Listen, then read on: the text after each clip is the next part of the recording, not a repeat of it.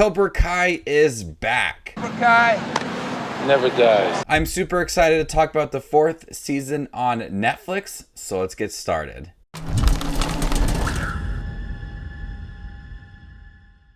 Miyagi-Do and Eagle Fang dojos join forces to take down Cobra Kai at the All Valley Under 18 Karate Tournament, and whoever loses must hang up their gi. Welcome back, movie watchers. Thank you guys for stopping by my channel. I'm super excited to talk about Cobra Kai Season 4 on Netflix. This has quickly become one of my all-time favorite shows. It's odd because I'm not the biggest fan of the Karate Kid movie series, but this show is really good, and the 4th season is awesome. There is so much that I want to talk about, but I'm not going to go into spoiler territory with this season. At the end of season 3, we saw that Johnny Lawrence was going to team up with Daniel LaRusso, Eagle Fang, and Miyagi-Do together to take down Cobra Kai. Right there, I was super excited to see how their different teaching styles would pair together to teach the kids karate to defeat Cobra Kai. I also saw that Terry Silver from the Karate Kid was going to return in season 4. So there's a lot of fan service stuff in here that I got really excited for. Like I said, the main thing that a lot of people were probably curious about is how was Johnny and Daniel going to work together. Let me tell you, it's not perfect. And I didn't expect it to be perfect. But what I did appreciate is that they tried. They tried to put aside their differences because they know that Cobra Kai is the enemy. And what this show does so well throughout these 10 episodes is really focus on that conflict still. It is still a conflict all the way back to that very first movie. It carries all 4 seasons of this show. Yes, there's a lot of Cobra Kai, Terry Silver, and Kreese, and all of the other characters within here, but I love that the show is still really focused on Johnny and Daniel. Nothing really has changed. They argue quite often, and they have different teaching styles. Miyagi-Do is about defense, and Eagle Fang is about offense, and it's really interesting to see how the show navigates their relationship and also their teaching styles and how one is trying to outdo the other. It adds for a lot of humor within here, but also a lot of intense moments. You can tell that they're holding a lot back. They want to argue. They want to correct the other person when it comes to their teaching. But the show is so focused on that relationship, and it's so strong that you still feel that conflict, but you also feel like they're trying to move past it. They are really working at it, and it's perfect watch in season 4. Like I said, Terry Silver is back. That was awesome right off the bat. The way that they handle his character is very similar to how they handled Kreese. They brought him in, he felt like the enemy right away, and then they had those flashback moments when they were in the war together, and that kind of shaped Terry to who he is today, and Kreese as well. But it was a lot of fun to see Terry Silver back once again, and how Daniel LaRusso was still bitter about what had happened when he was younger. Nothing's really changed with the way that they handled that relationship, and it just adds another level to Cobra Kai and why they are the enemy to Eagle Fang and Miyagi-Do. Now we have Robby, part of Cobra Kai, once again with Tori, and there's some characters that are making some movement between Miyagi-Do and Eagle Fang and Cobra Kai. I feel like Robby took a little bit of a step back for most of the season. His character did pick up a little bit towards the end, but there wasn't a lot of development for his character. Another relationship that is focused a lot in season 4 is Tori and Samantha. The depth that is given to both of these characters, you start to side with one of them. I'm not going to tell you who I side with, but the show is willing to go so into these characters to figure out why they act the way they do, and also try to change throughout the season. My opinion changed for a couple of these characters about halfway through season 4, to where I started to side with one character over the other, and one character started to really show their true colors.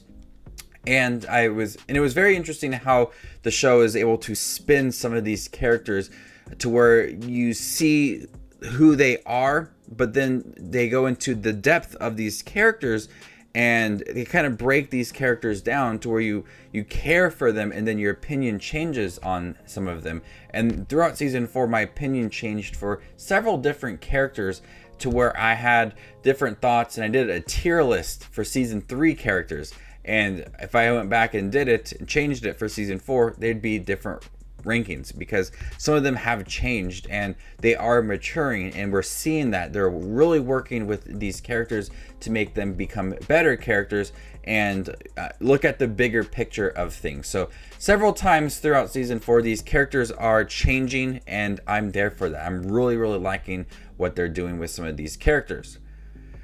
Like I said, Robby takes a step back, Hawk takes a step back. Some characters like that don't have the most storylines within here, or the most time given to them, but I still really felt their presence, and a lot of the characters have a chance to shine when we do have that karate tournament at the end, and their hard work is shown in the last 2 episodes. And there's a lot of karate in here, and the last 2 episodes are just the tournament, and it is so action-packed, it is so intense, and we're seeing these characters take everything they've learned over the last 4 seasons and put it all out into the last 2 episodes, and it's very intense. It just draws you into that tournament. You're rooting for some characters, you're curious about where everything is going to go, and it is so fun. While the season had a lot of great karate moments, it was really focused on relationships. Daniel and Johnny, Kreese and Terry, they explore a lot of that. A lot of the time is dedicated to exploring these relationships and seeing how things have changed since season 3 and how can they move forward as well. Each relationship I found to be compelling enough to focus on them, even if I was interested in seeing, for example, Daniel and Johnny, I also wanted to see what was going to happen with Samantha and Miguel, because their storyline is just as intriguing and compelling to me as Daniel and Johnny. And so each relationship, each pairing in here is interesting enough to carry all throughout the 10 episodes. Now, there are a couple times where they offer some smaller storylines, especially when it comes to Daniel's son, who is having some trouble at school. There's not enough development for some of these smaller characters, about 75% of the series, and then they start to kind of pick things up. They try to just cram it into all the other storylines.